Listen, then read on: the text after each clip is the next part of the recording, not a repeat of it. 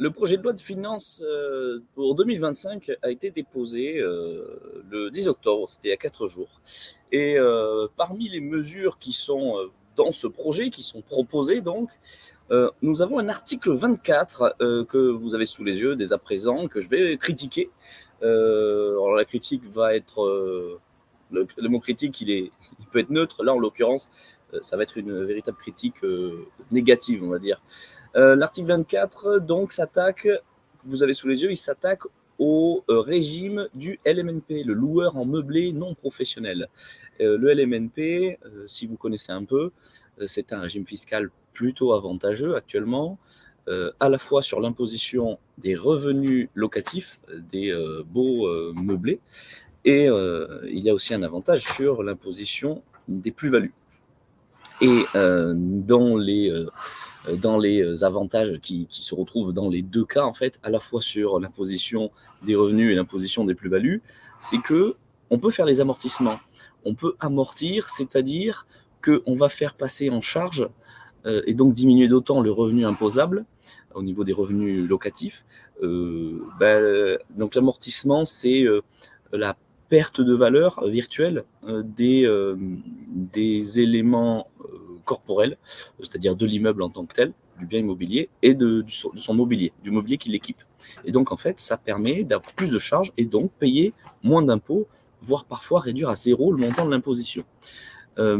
Et donc, il y a d'un côté cet avantage sur l'imposition des revenus, et de l'autre, il y a un avantage pour la plus-value, puisque bien qu'on ait pratiqué ces amortissements pour l'imposition des revenus, on ne les déduit pas pour l'imposition sur la plus-value. On est soumis au régime classique de la plus-value immobilière des particuliers, tout comme on le ferait, tout comme on serait imposé pour une location nue. Là, on parle de location meublée. Et donc cet article 24 vise à mettre fin à cet avantage en réintégrant les amortissements, je le lis, réintégration des amortissements admis en déduction dans l'assiette de la plus-value imposable réalisée lors de la cession de locaux ayant fait l'objet d'une location meublée dans le cadre d'une activité exercée à titre non professionnel. Il nous parle de non professionnel, donc location meublée non professionnelle, LMNP, loueur en meublé non professionnel. C'est de ça que nous parlons. Là, c'est le projet de modification de l'article du Code général des impôts. Et ce qui m'intéresse là, et ce qui nous fait voir que c'est complètement... il tape à côté en fait. L'exposé des motifs. Il nous expose, il nous donne les motifs, les raisons pour lesquelles ils font cette modification. On nous dit que cet article vise à corriger une spécificité du régime fiscal LMNP, qui contribue aux tensions du marché locatif. Alors déjà, là, moi, quand je dis ça, je m'interroge. Qui contribue aux tensions du marché locatif. Je ne vois pas comment ça, a priori, contribue aux tensions du marché locatif. En fait, je sais très bien où ils veulent en venir, mais ils tapent à côté. Or, la diversité des régimes fiscaux applicables aux revenus d'activité, aux revenus tirés de la location de logement, selon le mode de location nu ou meublé, ou pour le meublé, selon les modalités d'exercice de l'activité, titre professionnel ou non. Donc là, ils opposent ce qui est normal, meublé versus nu, non meublé, et LMMP versus LMP, loueur en meublé professionnel cette fois, non professionnel, professionnel. Ok, bon ça c'est vrai qu'il y a des différences entre les deux, contribue au-delà de la complexité qui en résulte. Bon, maintenant, la complexité, on est habitué, on la connaît bien, mais bon, oui, pourquoi pas, à créer ou renforcer des distorsions peu compatibles avec les objectifs de la politique publique du logement. Alors, ça a l'air de partir d'une bonne intention, mais j'y crois pas. On nous dit que y a une politique publique du logement qui vise à mettre pas mal de logements sur le marché de la location parce qu'il en manque. D'accord, ça paraît bien, mais vous allez voir que c'est tout faux, en particulier dans les zones touristiques. Et là, voilà, ça y est, on commence. On sent qu'ils ont déjà dérapé. Dans les zones touristiques ou caractérisées par un fort déséquilibre entre l'offre et la demande de logement. Là, moi, quand on me parle de zone touristique, je sais qu'on ne parle pas de LMNP en tant que tel. On me parle en fait de location en courte durée. Et évidemment, effectivement, accessoirement, une location en courte durée, meublé saisonnier, c'est meublé, comme je viens de le dire. Parce que c'est pas imaginable de faire de la location touristique non meublée. Les gens ne viennent pas avec leurs meubles. Mais c'est là où il y a un amalgame. Parce qu'au sein du LMNP, le LMNP, de base, le logement de résidence principale de ces locataires signe un bail de et le propriétaire a tout intérêt à ce que le locataire reste des années. Là, moi, c'est mon cas, par exemple, j'exploite un bien en meublé, donc je bénéficie du régime locatif LMNP. Effectivement, moi, cette disposition-là, en tout cas ce projet de disposition, me gêne énormément puisque j'ai utilisé ce régime qui existe pour et j'ai fait en sorte de meubler un logement, de faire en sorte de le faire bien pour en bénéficier. Et derrière, moi comme tant d'autres contribuables en France, risquerions, en tout cas si ça passe, là nous faisons spolier. Alors spolier oui et non, c'est un avantage acquis. On avait cet avantage, on nous dit la fiscalité est telle quelle, et ils ont vocation là à la modifier. Donc rien n'est immuable, on le sait, n'empêche que énormément de gens ont développé une stratégie patrimoniale qui intègre le LMNP. Donc le LMNP, il y a la location longue durée, qui est en fait la classique, hein, et la majorité des gens qui sont sous le régime du LMNP font la location longue durée. Hein. Ils ne font pas de la location courte durée, parce que voilà, ça c'est le deuxième, courte durée. Excusez-moi, j'ai du mal à écrire correctement là. Courte durée, et en fait, je vais tenter un truc un peu au hasard, mais en termes de pourcentage, on doit être au bas mot, mais on doit être sur 85% de logements. Vraiment, j'ai pas de stats. Hein. Oh, j'aimerais bien écrire un peu mieux pour vous, je suis désolé. 85%, on va dire, de logements qui sont loués en LMNP en longue durée contre 15% en courte durée. C'est pas la majorité des logements, la courte durée. Sauf que 15% de logements courte durée, le gouvernement considère que c'est déjà trop. Pourquoi pas? Moi, je ne suis pas un grand fan de la courte durée. Bon, le biais fiscal en faveur du régime de la LMNP concourt à renforcer les incitations économiques en faveur de la location de courte durée et à accroître les tensions sur le marché locatif. Donc là, ils se sont complètement paumés. S'ils veulent attaquer la courte durée, ils n'ont qu'à dire que le LMNP ne s'applique pas en tant que tel à la location courte durée, qui n'attaque pas le LMNP tout de suite, qui lui s'applique en fait majoritairement, c'est ce que je viens de vous dire, à des locations de longue durée, des baux de 1 an renouvelable. Mais 1 an renouvelable, ça veut dire que c'est quand même de logement stable. Et encore une fois, le propriétaire, lui, il a tout intérêt à ce que son locataire reste longtemps. Lui, il n'a pas besoin de faire de changement de locataire tous les 4 matins. Hein. Si vous êtes bailleur, vous le savez. C'est juste que le locataire est protégé pendant au moins 1 an. Enfin, le bailleur, hein, le propriétaire bailleur, ne peut pas donner congé à son locataire avant le délai d'1 an et en fait à chaque date anniversaire. Bon bref, c'est ce qui assure une certaine stabilité, une stabilité moins forte et une protection moins forte que pour la location nue où c'est tous les 3 ans. Mais bref, là voilà, quand ils disent leur exposé des motifs, il est fallacieux, il est faux. On te dit que là, moi on me dit on enlève le LMNP qui incite les gens à faire de la location courte durée, mais c'est faux, c'est faux. C'est complètement con, ils sont passés à côté. Les contribuables relevant du régime de la LMNP peuvent en effet, sous certaines conditions, déduire de leurs recettes locatives imposables les amortissements afférents au logement loué, sans que ceci ne c'est vrai. Ils disposent ainsi d'un avantage fiscal spécifique, c'est vrai, mais ce n'est pas lié à la courte durée.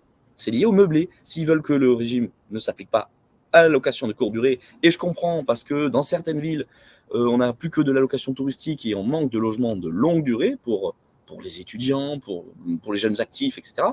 Donc, je pense que c'est vertueux, ça, effectivement, mais il ne faut pas s'attaquer à tout le monde, en fait. Alors moi, ça m'arrange pas en plus, parce que moi, je suis dans ce cadre-là. Donc, effectivement, je dis ça, je suis concerné, je fais pas semblant.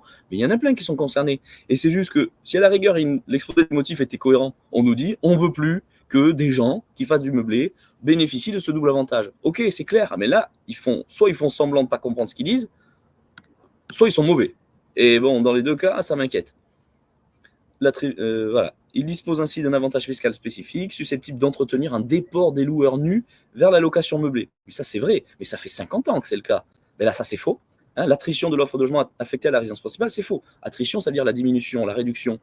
Affectée à la résidence principale, c'est faux. Il mélange la courte durée, encore une fois, et le meublé. Le meublé n'est pas égal à courte durée. Meublé, c'est contraire de nu, mais meublé, ça peut être longue durée. Comme je vous dis, un an renouvelable, c'est bien la résidence principale des gens. Les gens s'installent, c'est juste qu'ils n'ont pas à se meubler. Voilà, incitant à la location meublée de courte durée à vocation touristique. Non, faux. Là, c'est complètement faux. J'ai envie de dire menteur, pour ceux qui ont la ref. Afin d'assurer une plus grande égalité de traitement. Et donc, premier argument, c'est ça. Mince. Leur premier argument, c'est de dire, et qui est faux, hein, premier argument faux, on le note, hein.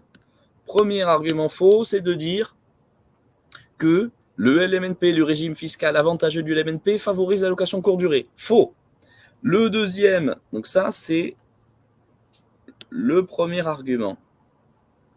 Et vous allez voir qu'ils ont un deuxième argument, un second argument, qui est faux lui aussi. Ce second... Non, j'ai écrit en plein milieu du truc.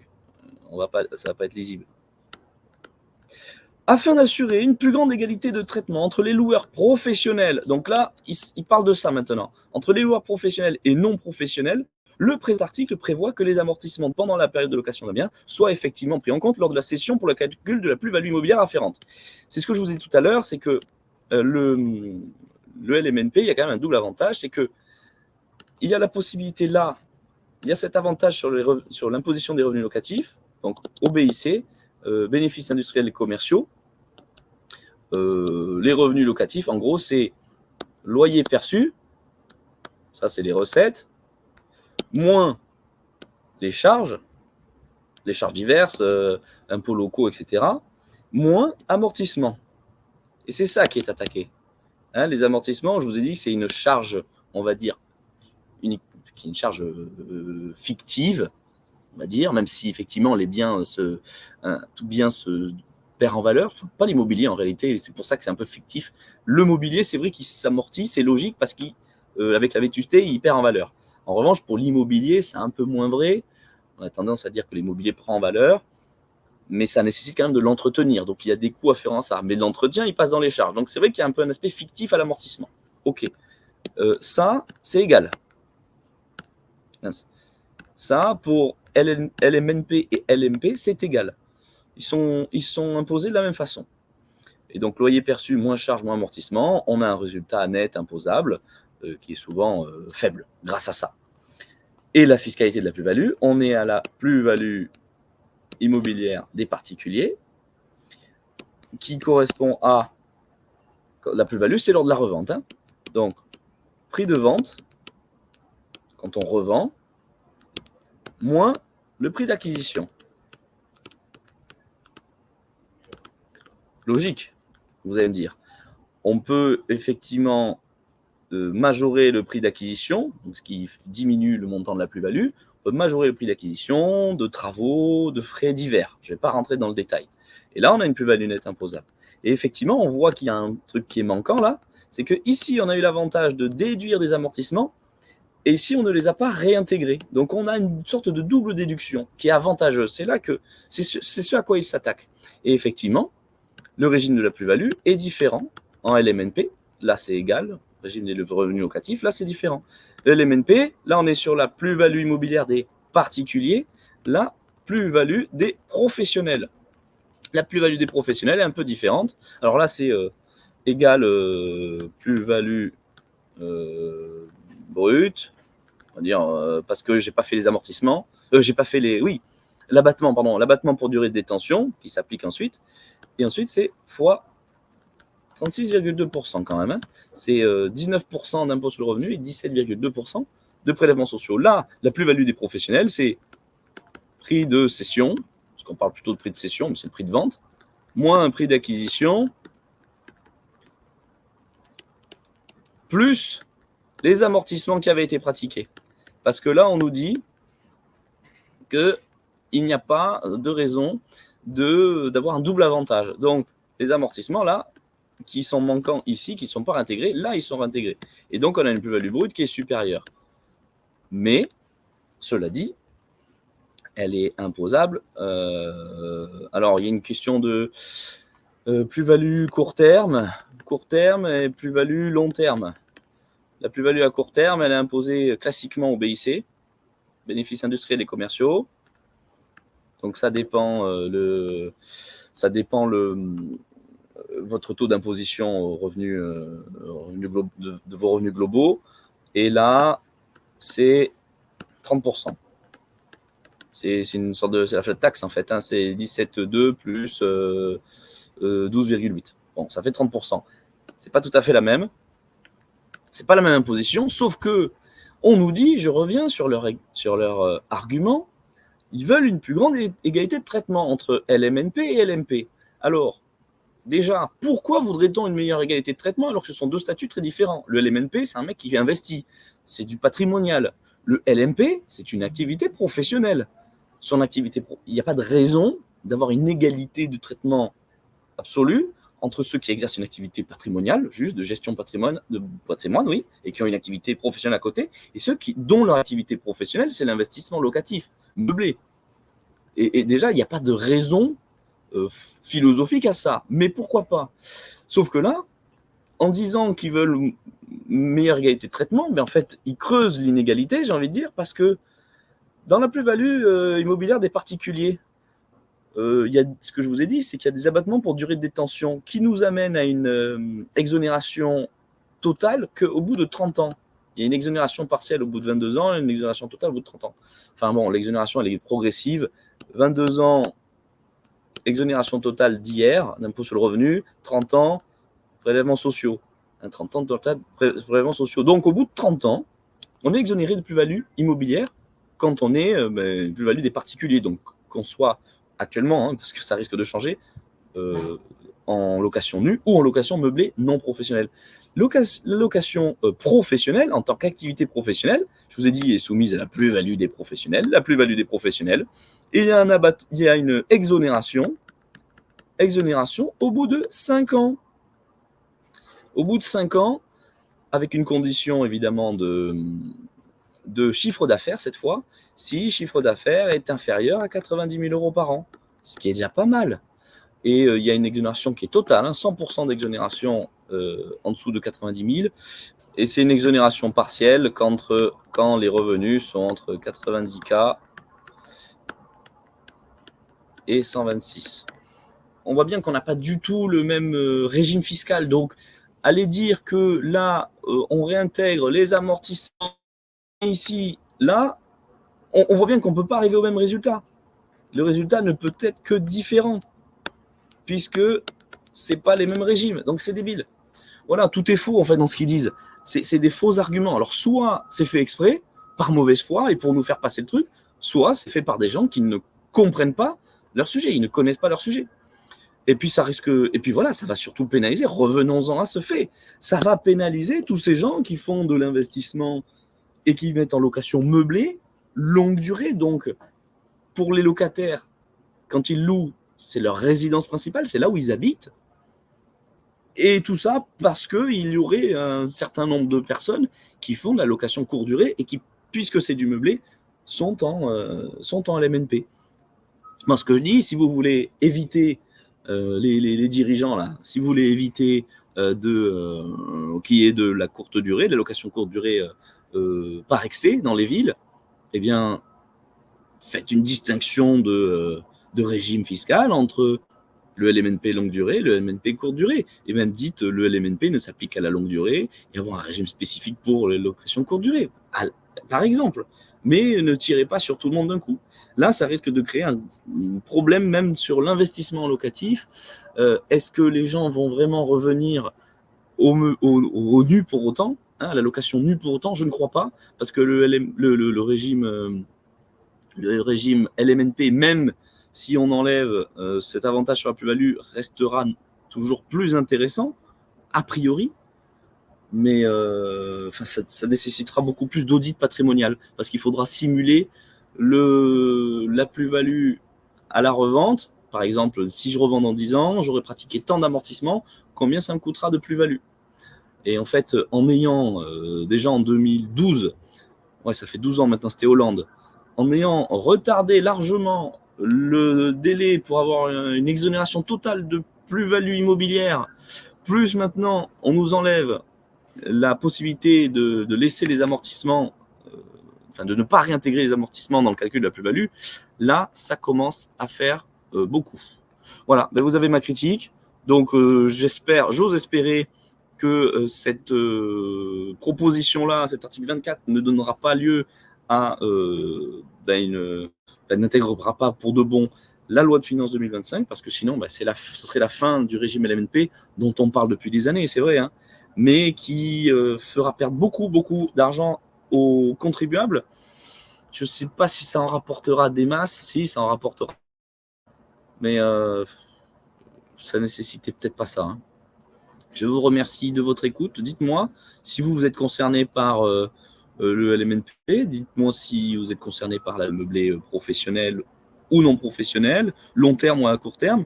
Est-ce que vous en pensez, tout simplement? Voilà. Moi, je ne suis pas un fervent défenseur de la location courte durée. Donc, effectivement, moi, j'avoue que je ne serais pas triste de voir une limitation des avantages fiscaux pour cette niche-là. Mais après, je comprends bien que ceux qui en bénéficient, ça ne les satisferait pas beaucoup. Voilà. Mais vraiment, trop de personnes seraient impactées négativement. Et surtout, moi, ce qui me gêne, c'est ces arguments. Soit on assume le truc et on nous dit on veut plus qu'il y ait davantage MNP, et c'est clair. Soit on le fait pas, mais pas dire des conneries pareilles. Voilà. Je vous remercie. Commentez pour me dire ce que vous en pensez, votre avis, et puis à bientôt pour une autre analyse.